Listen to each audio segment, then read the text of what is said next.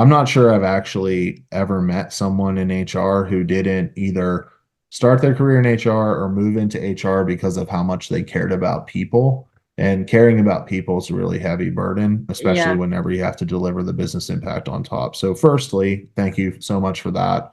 Pat It's yourself on the often back, right? Give pat yourself a yourself on the little back. You've pat. earned it. You've earned it. But get yourself, a spa day or something. You've definitely earned it. You haven't been thanked enough for everything that you do. Welcome to the HR Huddle podcast, presented by Sapient Insights Group, the ultimate resource for all things HR. It's time to get in the huddle.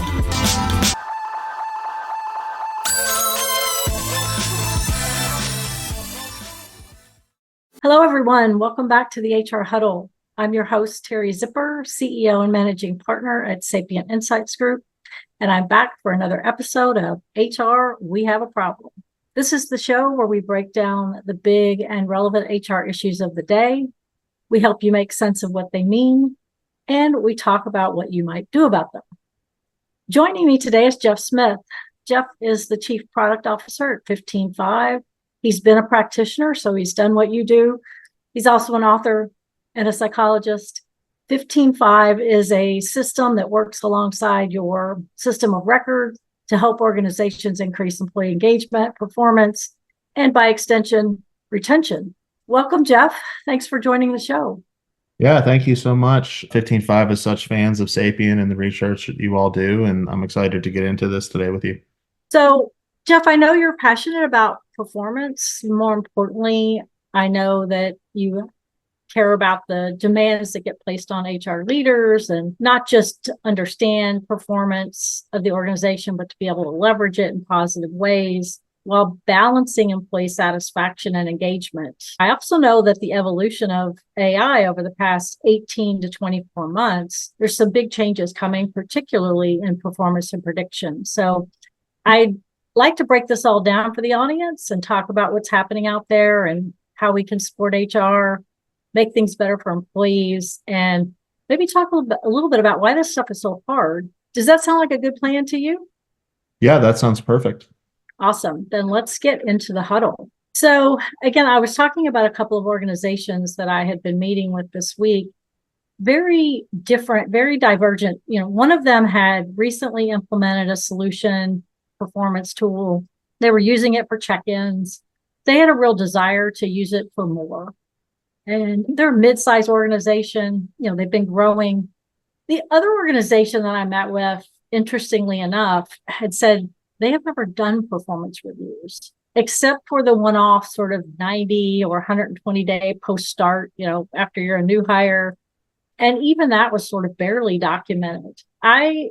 Getting a sense out there, especially as this pendulum is swinging back from a performance perspective, people are hungry for help in this area.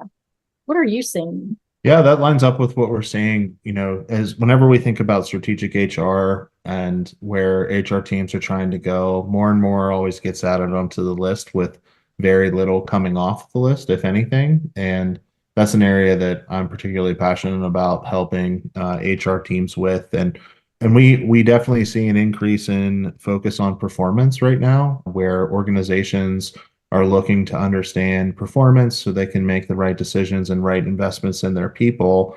But then also people want to perform. ICs and managers want to make an impact on organizations. They want to be high performing. They want the feedback. They want the recognition, the encouragement, the feedback on how to improve. They want the career paths and the growth. And HR is really, put in a tough position many times because HR teams are small and they need to get a lot out of their managers in support of performance as well. So we see increasing investments in the fundamentals of performance management. So things like performance reviews, increased interest in the focus on continuous performance management. So things like one-on-ones, recognition, and feedback. And then also HR teams are looking for more from their managers with regard to performance as well. So helping their people grow, helping their people succeed, and then holding managers accountable in new ways for their own performance and growth. Yeah. There's a little bit of chicken and egg, like what comes first, right? And I know people, the other thing, having experienced this myself recently, being a small company, people want goals. They kind of know their job, right? They obviously know their job and the things that you've got them working on, but they really want those big goals to say, okay, if I do this, I'm going to have helped the organization, helped myself grow in my career. This is the kind of real goals built for people, right? What is it I really do? And how do I build a goal that is actually going to tie back to the organization's business goals, but also, make me better at what I do?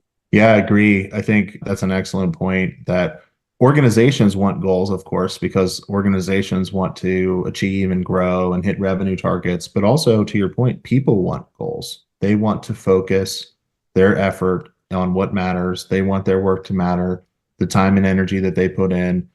Science suggests that the idea of achievement is core to well-being and thriving for people. So it's an excellent call out that goals aren't just for organizations, goals are also for individuals and managers as well.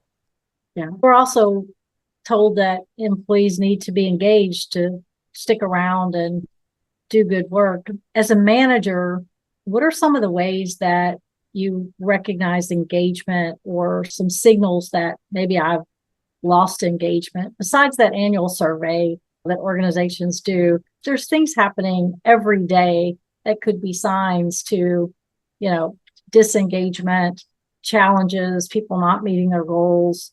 What are some ways I can recognize that? And then what do I do with that information? Because, it kind of gets lost in the shuffle over time.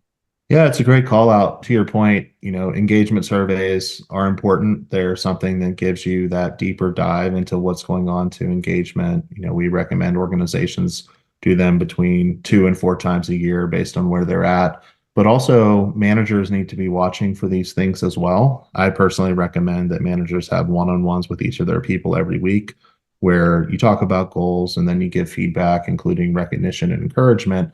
And one of the things that as a manager that you might notice is that one of your people, maybe their energy seems down, of course, or like they're running into something that's blocking them at work and they are not taking the initiative or responding to that the way they did before. So that's a really good time to check in and seeing what's going on with the individual, asking sincere, how are you? Not just like the throwaway, like, how are you? Fine. Okay, great. Let's talk about business. Also, one of my favorite questions for managers is, how can I best support you right now? And if you're finding that your people aren't achieving their goals and they're not giving you anything that you can support them on, that's definitely a sign that there's something deeper going on. And it's, again, worthwhile to check on, like, do they know that they matter to you in the organization? Do they know why their work matters? Do they have opportunities to see the impact of their work? Like, for example, many times, say, an organization will have functions that don't face customers, of course, like finance, IT, and it can be tougher sometimes for those functions to see the impact that they have on other people. So bringing in other stakeholders to talk about how important they are. Recognition is really powerful. At 15.5, we're very much about the connection between performance and engagement and the connection between recognition and engagement as well, where we want to be celebrating progress and small wins. And that can reinvigorate people. That can give people a sense of energy around what they're asked to do every day in an organization. Yeah. I love that question. I find that question, what can I do to help you as their manager, is a very powerful question for people because they don't often anticipate it, right? It's not like you're asking, can I can I go do your work for you? It's, what are the things, what are the roadblocks? What are the things that are keeping you from being able to achieve your goals? And how can I help remove those roadblocks? It's just super simple, right? It's really simple. Yeah, I intentionally have included the word support in there and how can I best support you right now because I want the person to know that, like, I believe in them. Like, that we as managers and leaders, we believe in their people. We want them to have autonomy. We want them to feel empowered and enabled. And also, though, we want them to know, like, hey, I'm here to support you. Like, I'm here for you. So And the word best is in there too. So you don't get, like you said, drawn into, like, oh, I really want you to become my assistant and right now is like a very focused on the immediacy, right? But you can only do the how can I best support you right now if you're talking with people regularly. Like if it's like, oh, I haven't had a one-on-one in 3 months, your Yeah. people will just won't feel the support that they need. Yeah. Not quite the same, right? Not the same at all. So, it is when I think about HR specifically, and they're kind of in this position where they're administering the process and they're also personally conducting the process on their own teams, right? So, how does HR kind of stay above the fray and not let themselves get torn between the strategy, which they have to build and develop, otherwise the process doesn't work, and the tactics of how you get it done? Because, they're just increasingly being asked to do more and be given more accountability for some of these things. Yeah, it's such a challenging question because as we talked about, many HR teams are small and they, as you just said, they get asked to do more and more. I think part of it is staying doing your best to stay focused on what matters most. Which what we found in talking with customers and research supporting this as well from Sapient as well as from Gartner and Gallup and others is just staying focused on performance, engagement, and retention. I also think that it's increasingly important for HR teams to have data about those things and to be equipped with data, and then go to their leaders and managers elsewhere in the business and make sure that they see that data as well. Like it's one thing for HR to be, begging people to do something like, hey, can you do this HR homework? And it's another thing to show them, like, hey, retention's a problem on your team. Just on your team, retention has cost us 750K this year in replacing people and lost productivity. And in order to avoid that, and you're higher, by the way, than other or parts of our organization, here are the three things that the data that we have suggest that we could consider doing and the actions that you and your management team can take in order to address that issue. And being specific and surgical about that instead of just, unfortunately, like the boil the ocean approach, I think allows HR teams to maintain their own sanity and not become just like the outsourced team that deals with any people related issue. And it allows them to truly partner and hold leaders and managers accountable for what you need from them with regard to people and performance. So really, to summarize, it comes back to like HR teams having that data, having the information that they need so they can take the right actions with the right people in their organization to see these things happen and have it not all fall on HR's shoulders. Yeah.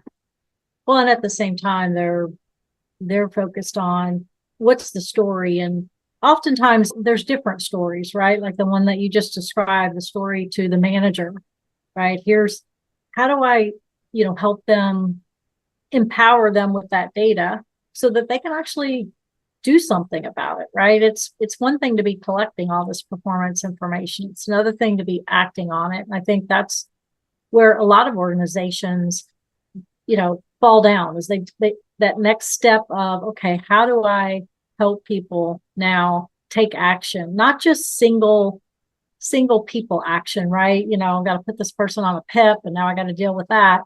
It's real action so that managers can build the best teams that they can possibly build. And I think some of that goes back to learning and development from a manager perspective, because not all leaders, managers are created equal.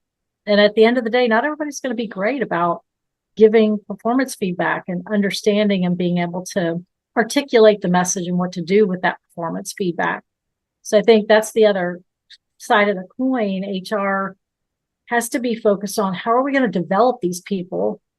We've given them the tools, we've given them the data. Now we got to help them to utilize it, to take advantage of it, to build those teams that are really going to deliver for the organization. Yeah, I couldn't agree more. You know, not all leaders and managers are created equal should be on t-shirts, right? For and but yeah, I couldn't agree more. And I think, it's very common in organizations for leaders and managers to be told things like you need to give your people more feedback. But then we're not Yeah, sure what feedback even means in that sentence. People don't know how to do it. There's actually science of how to give recognition. There's science on how to give encouragement. There's science on how to deliver, critique or observations and redirection. And we need to your point, not just give generic guidance to managers, but just like, hey, here's what you're accountable for. Here's how you do it. Here's what we expect. Whenever we say more frequent feedback, we mean you should be talking with your people every week or every other week, and you should be giving them the right mix of recognition, encouragement, and redirection and observations and critique. And that should be focused on their performance and helping them grow. And by the way, we're going to also tell all the individual contributors in the organization that this is what they should expect from you so they can hold you accountable too. And here's how to do it. And in 15.5, of course, we have tools that help managers do this, and we have the ability for HR leaders to assign actions to different managers like this. But you do want to build those rhythms and those practices. And then also at 15.5, we've invested in what we call Manager Copilot. So it's there to help managers. So you can ask Manager Copilot, like, hey, how should I give recognition to my people? And it'll give, examples on how to do that well. Or, hey, I have a tough conversation coming up with someone. Will you help me prepare? And then we have content as well, because sometimes you want to listen to the course and you want the micro learning, or you want the hour long, or we have some things that are learning journeys. You want that series of how to get better at goals. And then we have coaching as well, on top of that. So really at 15.5, we're about meeting managers where they are and helping HR teams meet their managers where they are in that journey. Because as you said, Teri, not all leaders and managers are created equal, and we do have to support them on their growth and not just expect like, hey, get better at priorities, or hey, give your people feedback, or hey, why don't you recognize your people is going to be enough direction and support for them. yeah. Some people are natural, but it's rare, Mhm. right? And and sometimes you'll figure it out, but it might take a lot longer than you want them to, Mhm. right? So, yeah, I think that's great. Sort of giving them the information when they need it in the moment versus, okay, I'm going to go through this, I'm going to go sit through this 3-day training. And then 3 months from now, I'm going to do performance evaluations and I'm going to Mhm. figure out how to use that information I learned 3 months ago in these conversations. So, yeah, Yeah. it really is all tied together. Yeah, and that in the moment part is so important, because whenever you think about many of the situations that say like an HRBP is pulled into, they're often pulled into situations that are way too late. Like a manager has been trying maybe or not trying to handle something on their own. And then they come in and they say like, hey, I need to talk to you about so and so. Like they haven't been performing for, a while. And it's like, well, how long has that happened? It's like 9 months. It's like, well, where were we for the previous 8 months and 3 weeks on talking about this, right? But if you meet managers in the moment and you say like, hey, here's the expectations we have for you as a manager, you should be able to have these types of conversations with your people. The conversation that lets them achieve their goals, the conversation where you're recognizing progress and wins, the conversation where you're encouraging them, the conversation where you're giving them feedback and you're noticing when they're off track and you're unblocking them and you're helping them make better decisions. And these are the competencies or what we expect from managers. Here's how you're supported on this. You have the moment by moment support. Of course, you have the HR team when you need it. You have these courses. For some of you, we're giving you coaching. That collection of things will take so much pressure off of an HR team, because managers are actually managing then, and leaders are actually leading whenever you hold them accountable in that way, instead of like, oh, these people issues, we're always just going to run to HR because we don't know how to talk to people. How do I know? I'm just a director. How would I know how to have a conversation with my people about how they need to improve? Yeah. We don't have as many real managers as we used to. Most of them are doer managers. So Mhm. their time has been compressed in, terms of doing the kinds of things that they might do around performance. So that's why it becomes to me a higher burden on managers to make that stuff happen, because they got their day job and Mhm. they're managing a team and trying to keep all that together. Yeah, it's an excellent call out. I've definitely seen research in the last couple of years about how people managers are asked to do more than ever. Many of them are player coaches, so it's like, hey, you're an IC, but you also have 6 direct reports. But that's why I think it's so important to clarify what we even expect from people managers. Like, my experience is that most organizations, I would say 90+%, do not have a clear set of expectations on what it even means to be a manager. So then what's happening? People are looking at their own experience of how they've been managed in the past, maybe at other companies, and they're like, well, this is what a manager is because this is how I've been managed. And for some people, it's like, well, I approve PTO, and when someone's mad about something, they come to me. And then other people are like, no, I have this system that I use that includes like prioritized goals for people and one-on-ones and feedback, and this is how we make decisions, and this is how we have team meetings.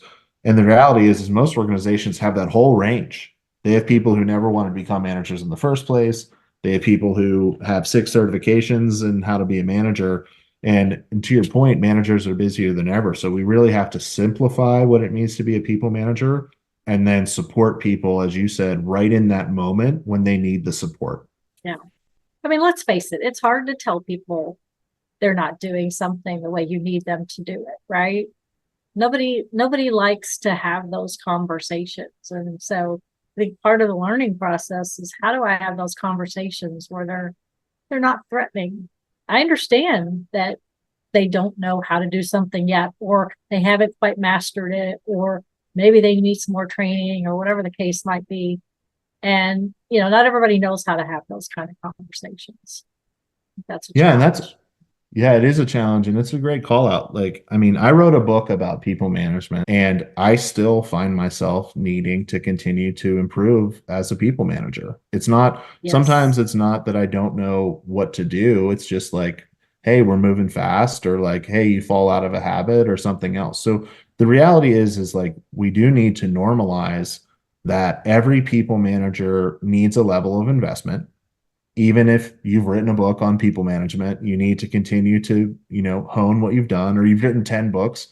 We're very fortunate to have done some work with Marshall Goldsmith at 15.5, and he's extraordinary, and he's written bestseller after bestseller about these topics. And he still is, open about how he has a coach. I mean, this is the world leading expert on leadership and behavior change. And even he has a coach, right? So for somebody who's just getting into management or has only been managing for a few years, or hey, I've been a CEO now for 10 years, or wherever level you at, you still need that level of investment and accountability so you can stay sharp on what it means to lead and manage people. And that's where I think AI can help.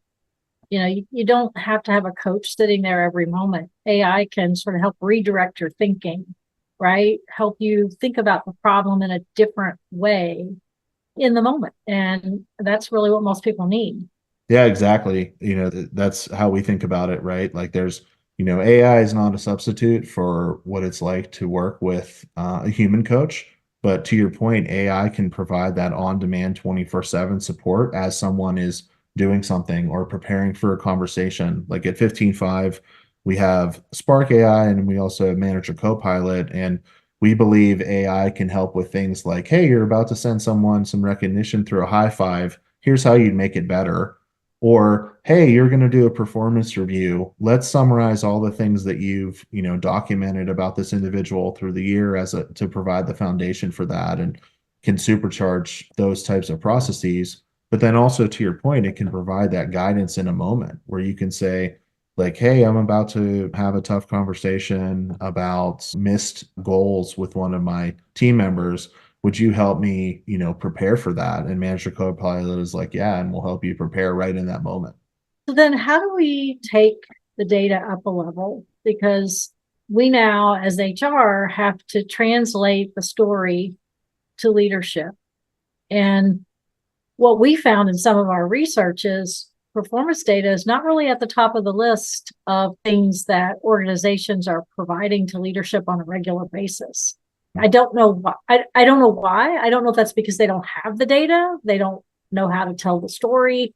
They don't know exactly, what leadership wants or needs around that information. But the more strategic organizations are providing that kind of information to leadership on a regular basis. So what are some of those metrics that the executives need to understand?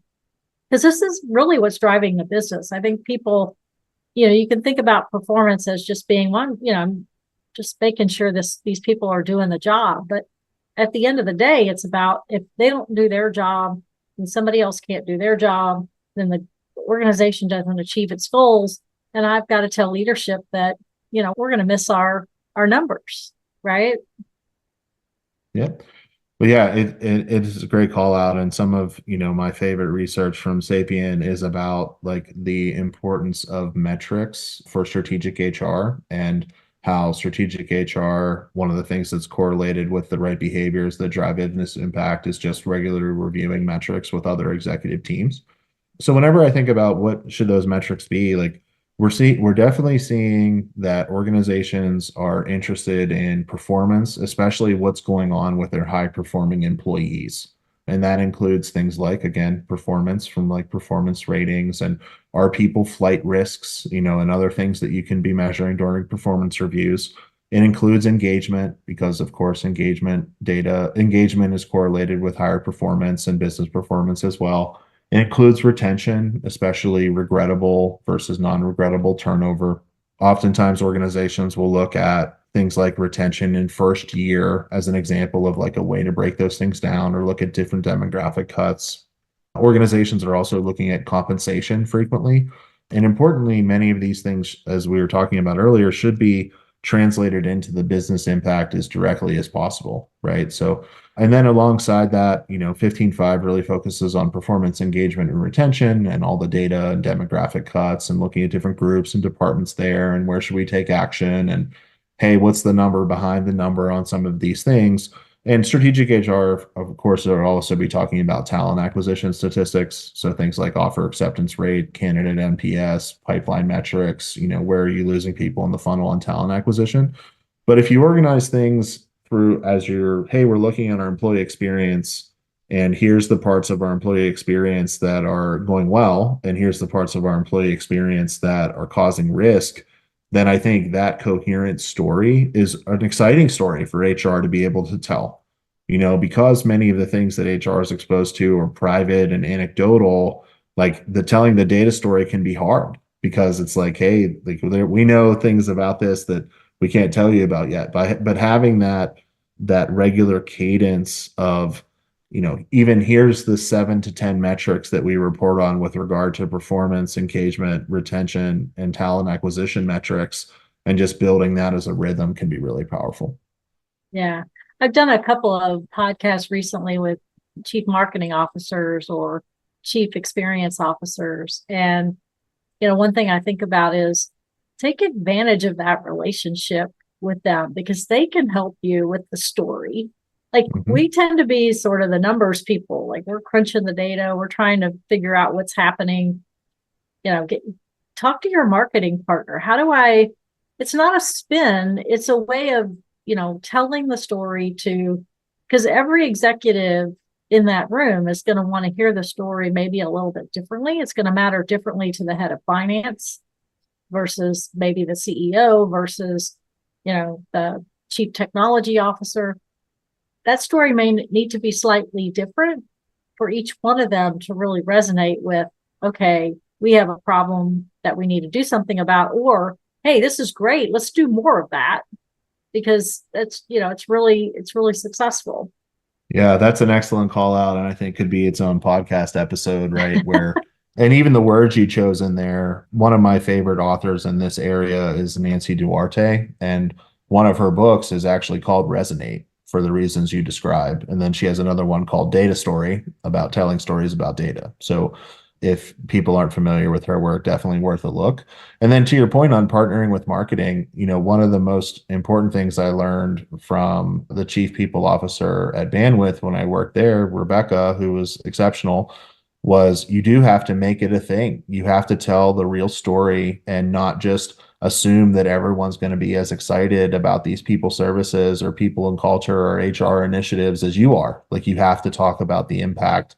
You have to show the data. You have to talk about what is and what can be, showing the vision, the before and after, like here's where we're going. This is why it matters, because you do have to tell that story. And then also, Teri, one of the points you made was so important around the importance of tailoring your message to the audience, right? And knowing what matters to that specific person whenever you're going in and you're saying, like, hey, your team's disengaged. And then the person's like, well, my team's hitting my numbers. Why should I care? Like you have to be Yeah. able to tailor the story on what matters to that individual. Yeah. We're people. We're not numbers, Mm-hmm. and I think that story needs to be told. And, I think one of the things they should be talking to leadership about is who are the amazing people in the organization, like, and what possibilities are we letting pass by if we're sort of not taking those people and letting them run with something, right? We don't always have to put everybody in a box and say, well, this is what they're good at. Let's send them off to do this. And I think that's where performance, you can really start to gauge those kinds of things. And the standouts, the real high performers really start to stand out. Yeah, I love the call out on, there's individuals behind these numbers. And that takes me back to the importance of the data so you can understand what's going on and then taking action through managers. Because Yeah. the reality is, you're a CHRO, it's a 1,000 person organization or 2,000. You're looking at some roll up that says, like, hey, you have 150 to 300 high performing people, you have these people in the middle, you have this many low performers. Like, you can't, as an individual, go and have the right individualized conversation with each of those people. However, your managers not only can, they should, and you should hold them accountable for doing that, right? Like for giving Yeah. that individual the support that they need so they can either improve their performance to an acceptable level or find a different role in the organization that makes sense for them or take their career to the next level. And that's one of the many reasons that the partnership between HR and managers is so important, where HR is providing that foundation. HR is looking at what's going on in the whole organization with regard to performance, engagement, and retention. And then it's on leaders and managers to take care of their organizations and their own people in partnership with HR and not just outsource that responsibility to HR. Yeah. Yeah. They can't do it alone. It's definitely a group effort. So I have an unrelated question. Where did the name 15-5 come from? Yeah, great question. So there was this practice that originated at Patagonia where managers were asked to put together a short report. So basically, the CEO of Patagonia could read them while he was off like hiking and surfing and mountaineering. And 15-5 really believes in the importance of that relationship between HR and managers, but also between managers and ICs. So the idea was that you could do this weekly check-in that took 15 minutes for an IC to complete, and then 5 minutes for a manager to review and comment on. And it really was intended to supercharge the relationship between managers and ICs by providing this regular structured rhythm of, we're going to talk about your goals and priorities. We're going to check in on how you are as an individual. We're going to provide wins and challenges and have conversations about that. If you're blocked, you have an opportunity to surface that. And then, hey, we're going to encourage this weekly habit of recognizing other people as well. So 15-5 is about bringing all those things together to support that personal connection as well as the performance on a weekly basis. I love that. It made me think this is a habit. You have to form it as a habit with people. It's like brushing your teeth. It's just something you've got to do if you want the organization to be successful. And so it has to be habit forming. Yeah. Yeah, agree. I mean, it's, effective people management is definitely a habit. It's a practice, right? Yeah. It's not, it's like yoga or running or something. It's not like, oh, I did that once and I'm good. And I would say the same thing about manager development as well. Like, as we keep talking about, like, even people who've been leading and managing for 20 years, 25 years, 30 years still have room to grow. Maybe not always as much on the knowledge side, but on the actual practice side is so important as well. Yeah. Is there any big evolutions of the product that we can expect to see coming out soon? Yeah, thanks for asking. We're really excited about some advancements that we're making in AI, like we talked about with things like Manager Copilot, but then also in what we call our HR outcomes dashboard, which allows organizations to look at performance, engagement, and retention and how those critical HR outcomes relate over time and what's going on in the organization, and not just look at the data, but also dive deeper and then take specific actions through managers in order to improve those outcomes. So, one of the things that we find is that almost every organization runs performance reviews, even if they don't call it that, like they do a version where people are getting assessed. Sometimes Yeah, it's for, things like making decisions about who, should get a promotion. Other times it's more focused on growth, but almost everyone does that. Almost everyone has a voice of employee program where they're getting feedback, but the challenge is not having data. It's looking at the data together. It's understanding where to take action and then actually taking the action and seeing the impact. And that's a key part of the investments that 15.5 is making in our platform right now, based on what we've heard from the market. that's awesome. Well, Jeff, what's one thing that you could leave the audience with today that they could go away and start to do to help them build this muscle around, you know, either whether it's being better at creating my own goals or being better at helping other people to understand how they connect to their goals and just helping performance management process, whether it's personal or as a leader. Is there anything that you can tell them that, hey, you could go do this tomorrow and this would start you on this journey? Yeah, great question. So the first thing that comes to mind is I just want to express a lot of gratitude and appreciation for what is often thankless, which is how much HR teams really care about people. I'm not sure I've actually ever met someone in HR who didn't either start their career in HR or move into HR because of how much they cared about people. And caring about people is a really heavy burden, especially Yeah. whenever you have to deliver the business impact on top. So, firstly, thank you so much for that. Pat It's yourself on the often back, right? Give pat yourself a yourself on the little back. You've pat. earned it. You've earned it. But get yourself, a spa day or something. You've definitely earned it. You haven't been thanked enough for everything that you do. In terms of, something that you could get going on right away, we talked about this, but just like, look at your, HR calendar, the employee experiences you're providing. What are the ceremonies that you already have or could have that lay that foundation of data around performance, engagement, and retention? And ask yourself, like, are we getting the most we could out of those through our managers? Like, are we holding our managers accountable for taking the right actions out of things like performance reviews to help their people grow or improve? Are we asking our managers to take the right actions out of engagement surveys so they can help people where they need it? And think about not just like what additional things could we put on HR's back, but are we holding leaders and managers accountable at the right level for improving the performance and the engagement and retention of their people? And how might we better invest in that partnership instead of just going it alone? So it's extraordinary what HR teams are able to do and what they're asked to do. I regularly talk to HR teams and it's like, well, what do you have going on? And the list of things that is going on that's new is like 10 minutes of just recapping.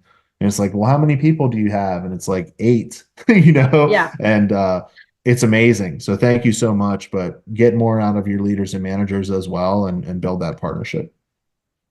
that's awesome. Well, I want to thank you for joining me today, Jeff. This has been a great conversation. I also want to thank our producers, the Brand Method Media Group, our marketing team, and I want to thank you for tuning in today. That's all the time we have for this episode of HR We Have a Problem. If you've enjoyed this episode, you can subscribe to it on your favorite podcast app. We'd love it if you'd leave us a review or send us a note. Tell us what other topics you'd be interested in hearing about. We'd love to get them on the schedule. We will be back in 2 weeks with another episode of HR We Have a Problem. Bye, everyone. Bye, Jeff. Bye, Terry. Thank you. Thanks, Sapient.